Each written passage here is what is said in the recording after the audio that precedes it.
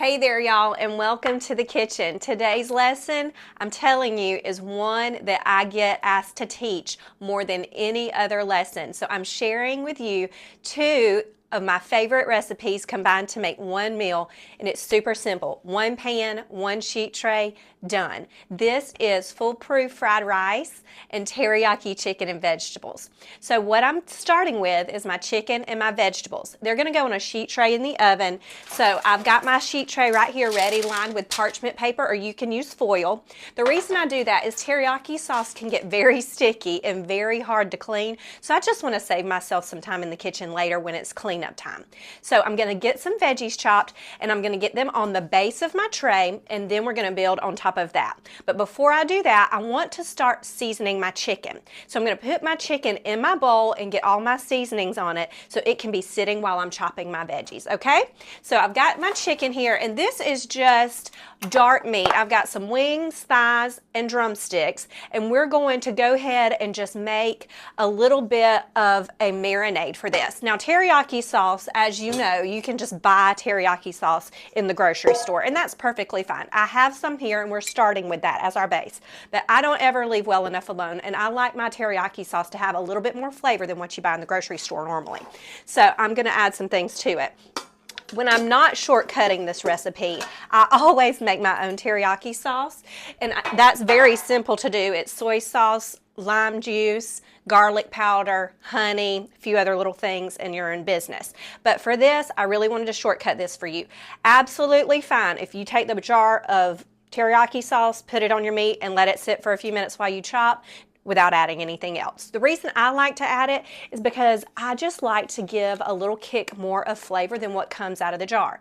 And I'm gonna go ahead and commit to this and take off this little top because I don't wanna fight with this thing. We're gonna go with a cup of teriyaki sauce in our marinade to start with. And you'll notice in your grocery store that all teriyaki sauces are not created equal. Some are thinner like this one, and some are really thick and syrupy. I prefer the thinner variety for myself.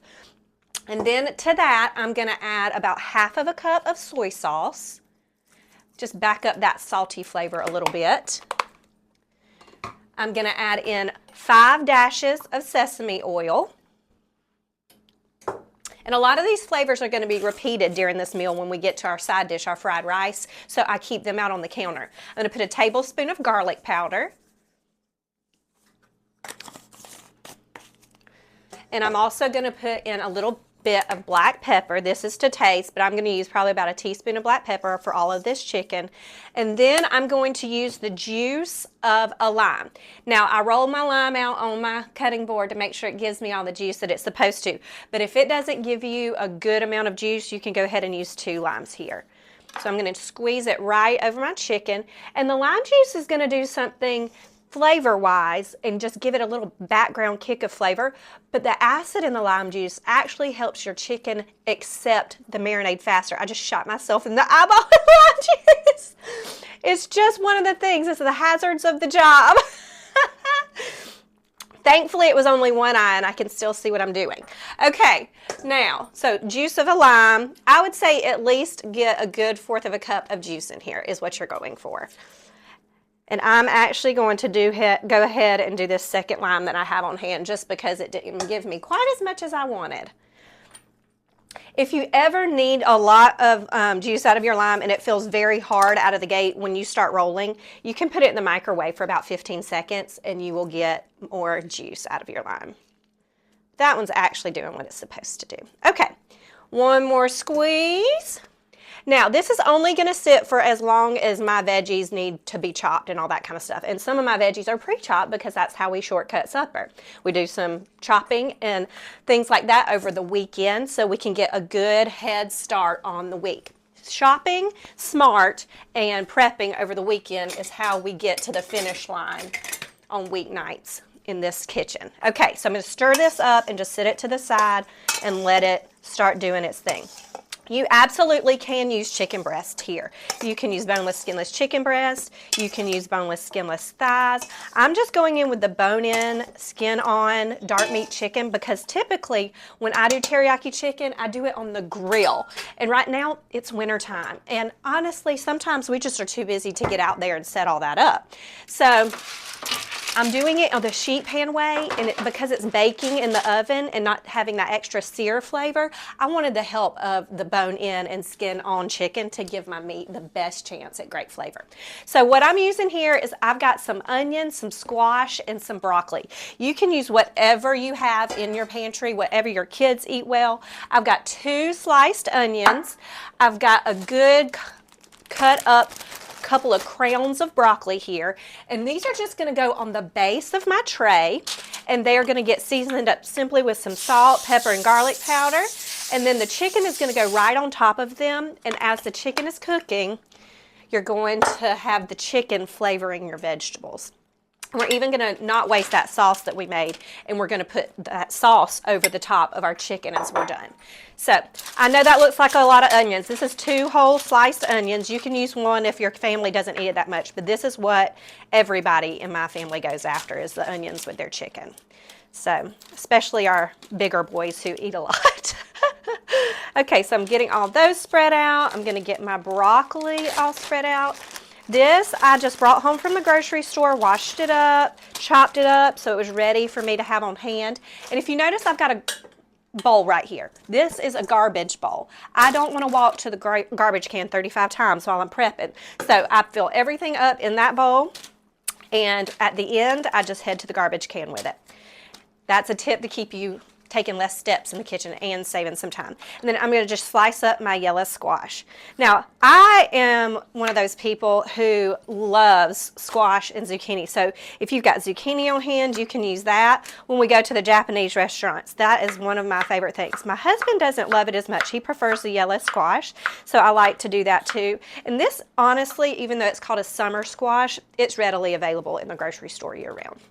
But you can use whatever veggies you like. You can use mushrooms, you can use zucchini, you could grab some bok choy, that would be really good with the teriyaki Asian-y flair. But if you'll notice, the veggies that I've chose are fairly quick cooking veggies, and that way when my chicken is done, the veggies will be too, and I won't be waiting on my veggies to be finished. My oven is at 425 degrees. That's going to cook this in just under 30 minutes. And while we're doing that, we can do our rice. Now, I have one little bit left of this squash. What I have to tell you about the rice is this. There is a specific way that you have to do your rice, and it is a shortcut cook's best friend, this method. Your rice has to be cold. It cannot be hot to make fried rice. So you have to either buy cooked rice, pre-cooked rice, or make rice and make it completely cool before you start this process. If you start this process with some really hot or even warm, fresh rice, what you're going to end up with is like a gloopy ball of mush. I've got some olive oil I'm just going to put over the top of my veggies so they get really good crisp on the outside, and also so they can take this seasoning and get it to stick to the veggies themselves. That was about 2 tablespoons of olive oil. We go over with a good tablespoon of kosher salt. And remember, the sauce from the chicken is going to go on here. So we're not going to worry about seasoning it too heavily because it is going to get saucy later. I'm going to do another teaspoon of pepper. And then I've got some garlic powder that's going to go on here. Another good bit of garlic powder. I'd say a good tablespoon for this many veggies. Now, I'll say this. We are in the middle of the winter, and we live in the South, like the deep South, coastal South. So we don't have a lot of extremely cold days. But sometimes it does get colder than I like. And having fresh veggies and teriyaki chicken that I normally do on the grill, and being able to do that in my oven, that's a super helpful recipe to have on hand. So let's get our chicken out here. We're going to get it stirred up one more time. Where did I put my spoon? Get my spoon. I want to stir it up one more good time and make sure everybody's coated. It smells amazing already. This is one of the things that I love to do when I'm craving that Asian. You know what I'm talking about? That Asian that you sample in the mall sometimes? Sometimes the craving for that hits. And this absolutely meets that bill. So I'm putting my skin side up on my thighs. And I'm putting my drumsticks just every which way. And then my little wings. I love chicken wings. And when I do this, it's like it also scratches that chicken wing itch too. They don't always have to be fried. Everybody just find a little place. If you're doing boneless, skinless chicken for this, it will be a much shorter cook time. So if you want to chop your veggies a little bit smaller, that will help you get things cooked at the right speed. Okay, I'm going to pour all of my juice over, and then I'll wash up my hands, and we'll be getting this in the oven. I'm intentionally making sure I've gotten a lot of this marinade over the top of my meat, and it's going to drip perfectly over my veggies too. We don't want to waste this sauce. And now you see why we needed the parchment, because that would have been 30 minutes worth of scrubbing later. Let's get some washed up here. Now, in the oven this goes. At 425 degrees, it's going to crisp this skin beautifully and make it golden and gorgeous. So, in these guys go, and we'll be ready in just a few minutes to talk fried rice. Okay, y'all, it's go time on talking about foolproof fried rice. Now, first things first, I said we have to have cooked and cooled rice. There is a way to shortcut that if you have forgotten to do it and you want to make fried rice now. So what you do is you go ahead and cook your rice, and you take it and you put it, once it's cooked, on a sheet tray. I spray mine with cooking spray so it doesn't stick on the bottom at all, and I stick it in the freezer. So if you forget that you need to do this ahead of time and you remember, oh my gosh, I wanted to do fried rice tonight, that's the best way to get this cooled down in no time. So about 15 to 20 minutes in the freezer will cool this perfectly fine to make it ready to cook. But this is 2 cups of cooked and cooled white rice. So I just did my rice like I normally would do it in salted water with a little bit of butter. This is 2 cups of rice and 4 cups of water, cooked and cooled. That's all we have here, regular white rice. I have jasmine rice. Then what I'm going to do in my pan is we're going to start with a few veggies. I've got a couple tablespoons of butter going to go in here, and I'm going to get my pan on some pretty high heat, okay? So it's about as high as it'll go. You need to have a non-stick situation here. You don't want to be fighting fried rice in a stainless steel pan. Even better if you have one of those Blackstone cooktops. This is a great way to do that. This is great on those. But for me, I've got a very big pan with reasonably high sides, so when I flip my rice over, it's not falling out onto the stove. So I'm going to go in with a couple of tablespoons of butter. And then in my butter, we're going to put in a tablespoon of garlic. And we're going to put in a cup of mixed vegetables. Now, I buy my mixed vegetables at the big bulk food store, so I'm not going to go get a bag and dump the whole bag in. This is a cup of the veggies. I think the bag that I buy probably has 30 of these servings in it, and it's just resealable. But you absolutely can just buy the individual smaller bags in the regular grocery store and use as much or as little as you like. You may want to use half that bag and come back another day, but I like about a cup of vegetables for this quantity of rice. So I'm going to go in with a tablespoon of garlic and my 2 tablespoons of butter. And my butter's just starting to melt, so I'll hear that sizzle in just a minute. You want to be careful not to burn garlic because it gets super, super bitter. So you want to get that in there and watch it closely, because as you add other things to the pan, it will have more things to even the heat out. But while it's in there at first, you want it to be a fairly quick add the rest of it so you don't burn your garlic. But my heat's low enough to where it's not even really sizzling yet, so it's fine. Now, we're going to go ahead and put our veggies in, and when that comes up to a really good sizzle, we'll know it's time for rice. Now, something else that gets put in fried rice that we may not think about is eggs. So I'm going to scramble some eggs in a well in the middle of my fried rice in a minute. So once my rice is all in here, I'm going to scoop my rice over to a side, and I'm going to scramble my eggs just right there in the little empty spot.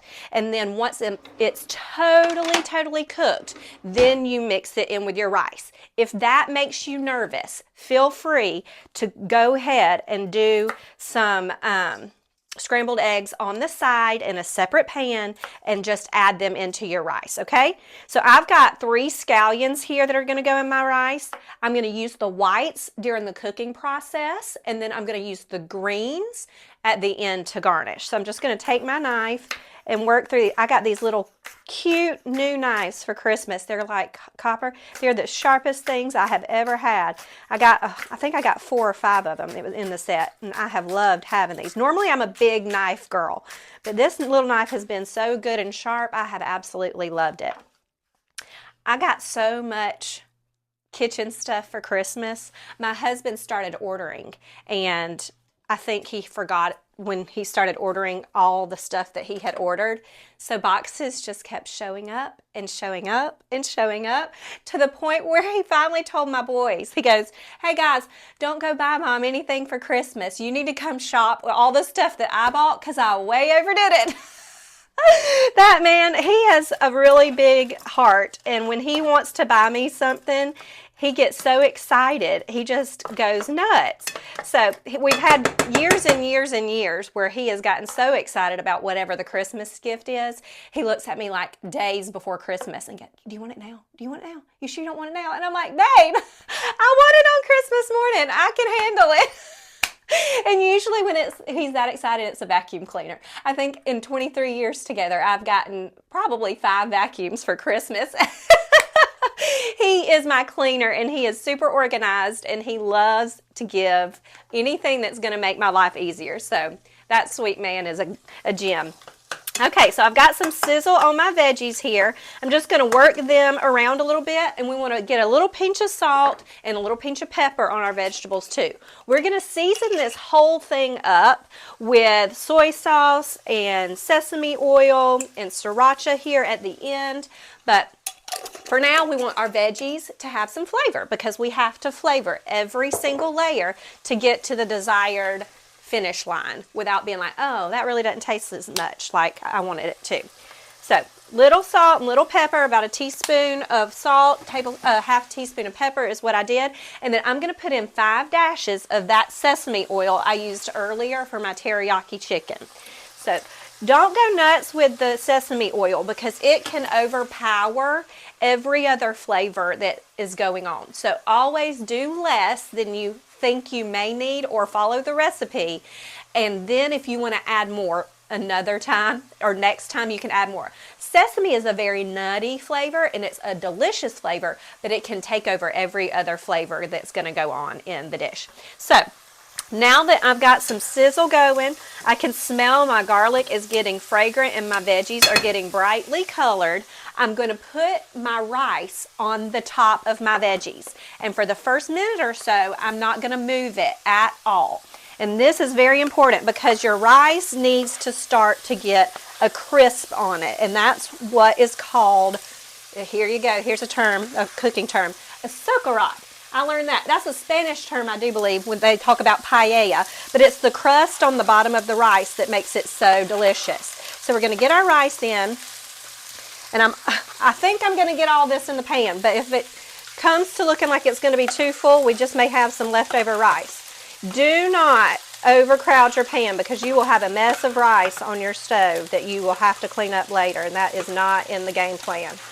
Okay, everybody's going to fit because of those wonderful high sides. Everybody in there. All right, so I'm not going to stir this. I'm going to flatten it over the top, get it pushed down really good, and for a minute, I'm not going to do anything to the bottom of the rice. I'm going to just let it hang out and crisp up and start to get working. After a minute, I'm going to stir it all together, get those veggies fully mixed into the rice, and then we're going to let it sit again before we move along. Anytime that you leave it, that butter is going to crisp up that bottom layer, and then we'll stir that in and give another layer an opportunity to get crispy on the bottom. Here is the funniest thing. I love Asian food, and I know I'm Southern. I can hear my voice. But I teach workshops all the time at our church's private school. And just recently I was teaching them one, and I was teaching how to cook homemade pasta sauce for this particular class. It's for upperclassmen. It's middle school and high school students. So I have like 12 and up in there. And I teach about 15 kids at a time. In this particular class, we had a little lull in the lesson. And so I said, do y'all have any questions? Well, one of our best buddies, some of our best friends, their son was in the class, and he was very comfortable because he knows us so well. And he pipes up and he said, Miss Lauren, what is your favorite thing to cook and eat? And here I am, as Southern as the day is long, cooking pasta sauce for them. And I looked at that boy, I said, Asian? And he goes, what? So, needless to say, they are excited to know that I love Asian food, that I cook Asian food, and next time I go back to teach a workshop, they want to learn fried rice and teriyaki chicken. So I figured if they are that excited about it, somebody at home is going to be that excited about it, and that's why we're here today, learning fried rice from a Southern woman. Because if I can do it, anybody can. It's not in my genes, but it is in my taste buds. Okay, so it's been sitting for about a minute or two, and we're going to stir up our veggies into our rice. There's some good crisp on there, and we want that. We want to see a little browning, and we want to see a little bit of a crispy rice situation going on. Yummy, yummy. And I've got my heat on fairly high heat. If you've got a wok, you could absolutely use your wok for this. But I wouldn't walk away. A minute is all you really need, okay? Your veggies will burn if you go longer than a minute. Okay. But right now we are looking good. My rice is so yummy. It is separated, not sticky. All right. We're going to push it down again, and we're going to get our eggs ready to go in. Fried rice happens fairly quickly if you're prepared to make it ahead of time. So having everything ready on hand to go is very important. I'm going to get a little bowl, and I'm going to scramble up 2 eggs.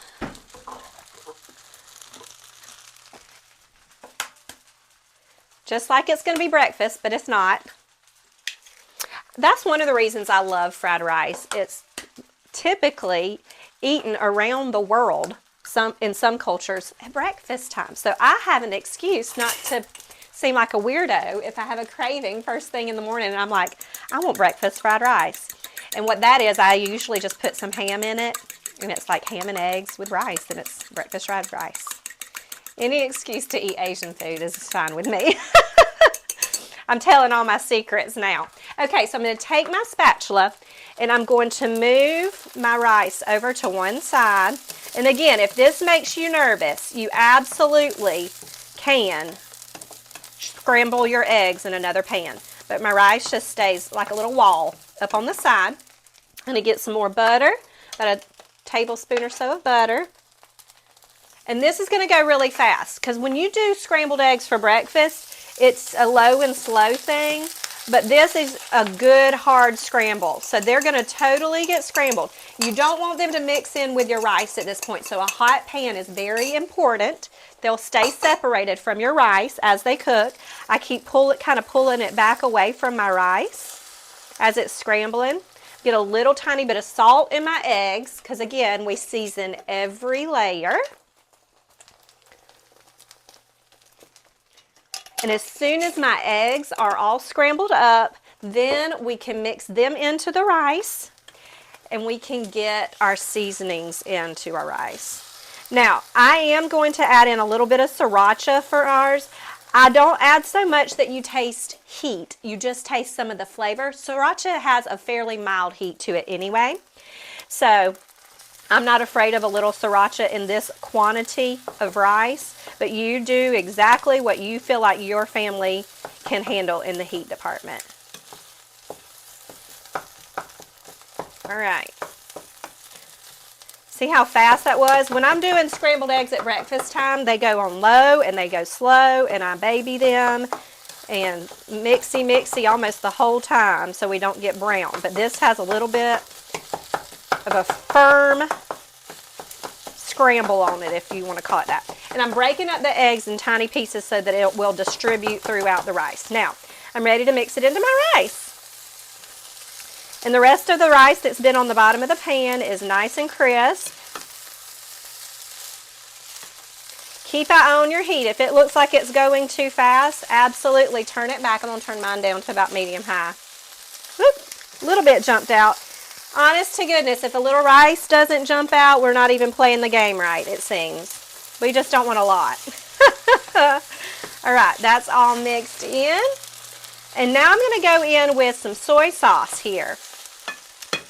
So I'm going to go in with a good 1/4 of a cup of soy sauce. And I'm going to say that's about 3 turns of the pan. 1 turn of the pan, or about a tablespoon of sriracha. And again, like I said, that's not going to have a ton of heat to it. I'm going to sprinkle in a little garlic in mine. About a teaspoon, not a lot, because we do have that garlic that was minced in there. And then at the end, we're going to stir this up again, and at the end, we're going to add in our scallions on top. Before you know it, it's going to be Asian dinner time. I'm so excited. It smells amazing in here. This is the way to my heart through my stomach, and I'm so glad I know how to do it, and you can do it now too. It's not hard as long as you know the process. And I'm telling you where I learned the process. I started asking people of Asian descent, what am I doing wrong? And when I found out that you had to cook and cool that rice completely, a light bulb went off and we never had to buy fried rice again. Now, all right, that guy is beautiful and ready to go. I'll show you what that looks like, if I can do it without dumping it. Boop. Fried rice. Okay, I'm going to move it from the heat.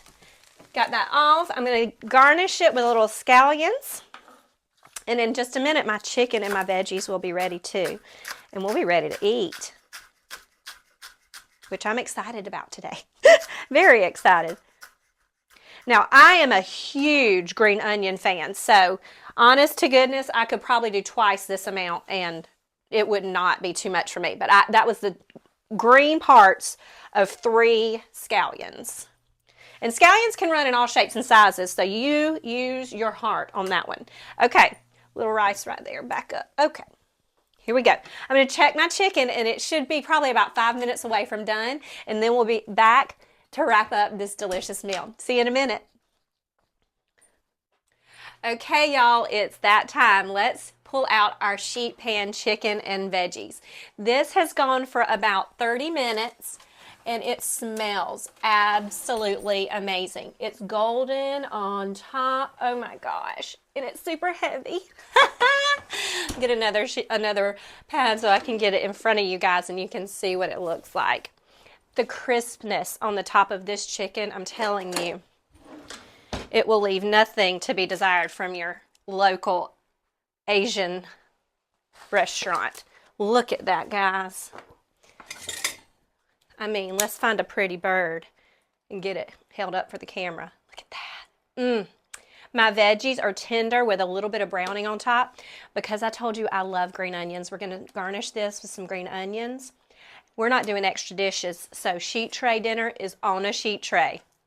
And that's where it gets served. Alongside my fried rice, let me tell you, this has a sauce in the bottom of it from the chicken and the marinade. Pour some of that sauce over your fried rice and you will be one happy camper. Look at these veggies too. They're perfectly steamed a little bit and seared a little bit, so they're tender, crisp, and really good and brown. Nobody's going to have a problem eating their broccoli tonight. If you want to learn how to cook in Mama Whitten's kitchen, I teach every Friday live classes in my kitchen over Zoom. So you can learn how to make practical meals right from me in my kitchen live. I have everything from 12-year-olds to 75-year-olds that take my class. But primarily in my class on Fridays, I have a lot of students that are homeschooled kids that actually use my cooking classes as a curriculum. So if that's something that you're interested in doing, the link is below in the description. There's also a link down there where you can get my Shortcut Supper digital cookbook. I have 15 of my most loved shortcut suppers with recipe cards, grocery lists, the whole 9 yards, and the link to the episode to watch it whenever you're ready to cook. In addition to that, I also have a pantry staple guide. And if you need to know how to stock your pantry to make your weeknights simpler, all you have to do is download my free guide, and that will be down there as well. I hope y'all try this one out. You are going to be so surprised how easy it is to get really good Asian food on your table any night of the week. Happy cooking, y'all, and I'll see you next time. I'm getting a fork. This bite can be mine for now. See you in the kitchen.